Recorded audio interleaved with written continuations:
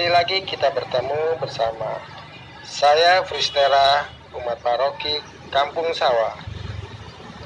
Pada pertemuan ini saya mencoba membawakan inspirasi mengenai cincin kawin KKN. Apa maksudnya dengan cincin kawin KKN? Sebelum membahasnya lebih lanjut, mari bersama kita saling mengingat kembali janji pernikahan yang kita ucapkan ini. Tetap setia dalam untung dan malang, dalam sehat dan sakit. Namun dalam praktek dan berjalannya waktu, mungkin banyak di antara kita yang seringkali lupa atau tak ingat lagi pada janji yang kita ucapkan karena berbagai permasalahan hidup berkeluarga. Barangkali juga di antara kita ada yang pernah mendengar kalimat berikut ini. Anak nggak ada bekasnya, saudara nggak ada bekasnya, orang tua nggak ada bekasnya. Namun pasangan hidup, baik itu istri ada bekasnya, suami ada bekasnya. Pernyataan kalimat ini memang baik, namun justru semakin banyak pasangan hidup yang membenarkannya, sehingga nilai dasar keutuhan rumah tangga, yaitu kejujuran, kepercayaan, dan kesetiaan diabaikan. Maka tak heran ada juga umat kita yang merasa sudah tak cocok lagi dalam pernikahan dan akhirnya bercerai atau melakukan pembatalan pernikahan. Bagaimana kita sebagai umat Katolik menyikapi dan menyadari akan janji perkawinannya? Mari bersama kita saling menguatkan dan mengingatkan dengan sebuah tanda, yaitu sebuah cincin kawin KKN. Apa maksudnya? Cincin pernikahan atau cincin kawin adalah suatu tanda ikatan pemersatu antara kedua pasangan baru sebagai seorang suami dan seorang istri. Namun, mengapa cincin kawin disematkan pada jari manis bukan jari lainnya? Mungkin dengan filosofi berikut ini kita bersama dapat memahaminya. Ibu jari adalah orang tua kita.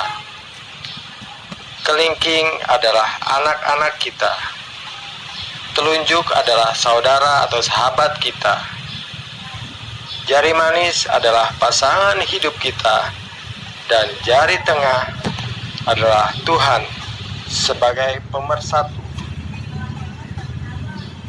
Mari praktekkan, ikuti saya dengan merapatkan kedua tangan seperti ini. Kelingking ketemu kelingking, jari telunjuk ketemu jari telunjuk, jari manis ketemu jari manis, ibu jari ketemu ibu jari, dan jari tengah seperti ini dirapatkan. Sudah? Inilah artinya.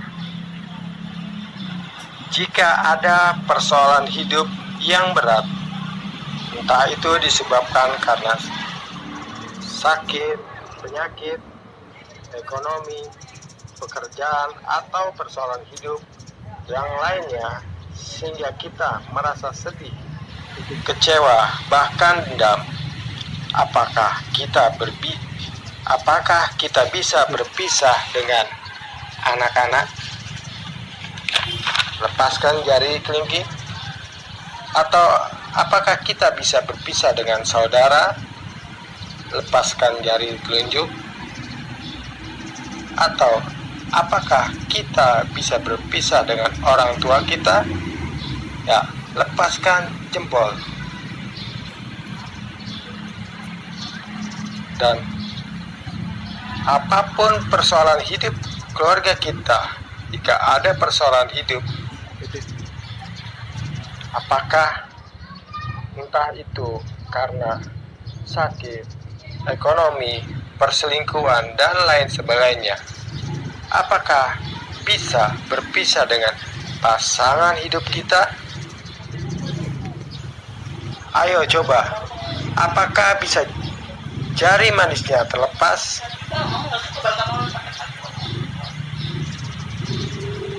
Kenapa ya?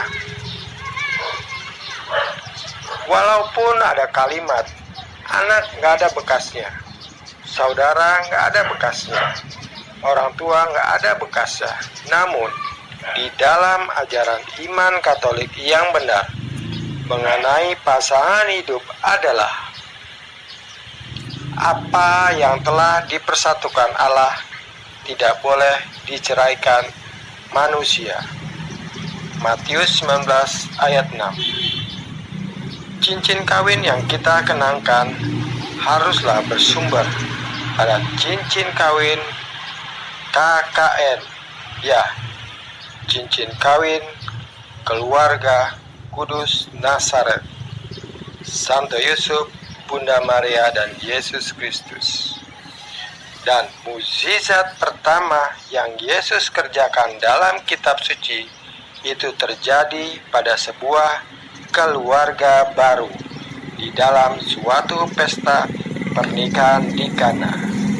Yohanes 2 ayat 1 sampai 11.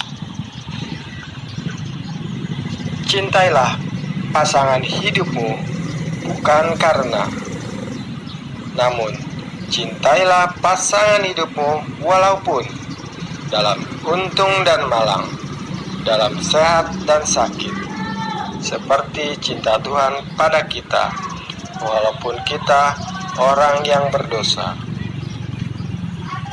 Semoga kita bersama saling mendoakan, saling mengingatkan, dan saling menyadarkan akan janji perkawinan, agar keluarga kita semakin bahagia, harmonis, dan sejahtera di dalam berkat dan penyertaannya.